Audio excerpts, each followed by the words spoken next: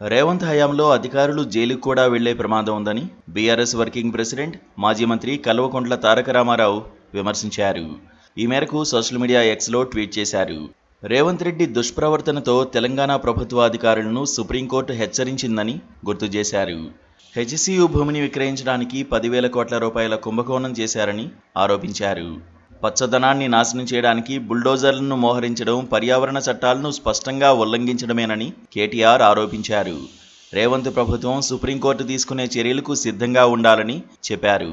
రేవంత్ ప్రభుత్వం అనాలోచిత చర్యలతో పర్యావరణానికి హాని కలిగించే ప్రమాదం ఉందని అన్నారు. కంచెగచ్చిబౌలి అడవులను తప్పనిసరిగా రక్షించాల్సిన అవసరం ఉందని తెలిపారు.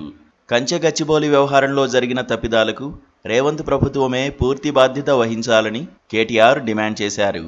తెలంగాణ మహిళల ఆత్మగౌరవాన్ని రేవంత్ ప్రభుత్వం దెబ్బతీసిందని బీఆర్ఎస్ సీనియర్ నేత మాజీ ఎమ్మెల్యే గొంగిడి సునీత ఆరోపించారు.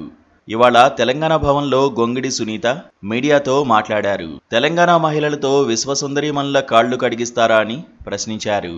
వరంగల్కు చెందిన 2 మహిళా మంత్రులతో కాళ్లు కడిగించి ఉంటే ఇంకా బాగుండేదని అన్నారు. రుద్రమదేవి, సమ్మక్క, సారలమ్మ అస్తిత్వాన్ని రేవంత్ ప్రభుత్వం దెబ్బతీసేలా చేసిందని గొంగిడి సునీత మండిపడ్డారు.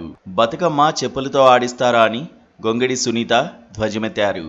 రేవంత్ ప్రభుత్వం చర్యలు చూస్తుంటే భస్మాసుర హస్తం గుర్తుకొస్తోందని ఎద్దేవా చేశారు. రేవంత్ రెడ్డికి మనుషుల పట్ల గౌరవం లేదని, దేవుని పట్ల భక్తి లేదని ఆరోపించారు. రేవంత్ రెడ్డికి ఇంత అహంకారం ఎందుకని నిలదీశారు. ఎక్కడెక్కడి నుంచో వచ్చిన వాళ్లు ఆలయాల్లోకి వెళ్తుంటే బీజేపీ నేతలు ఎందుకు మాట్లాడడం లేదని ప్రశ్నించారు.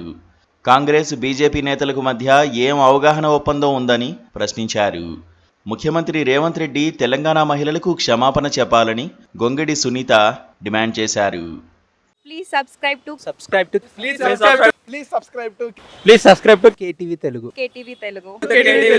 KTV Telugu. KTV Telugu channel.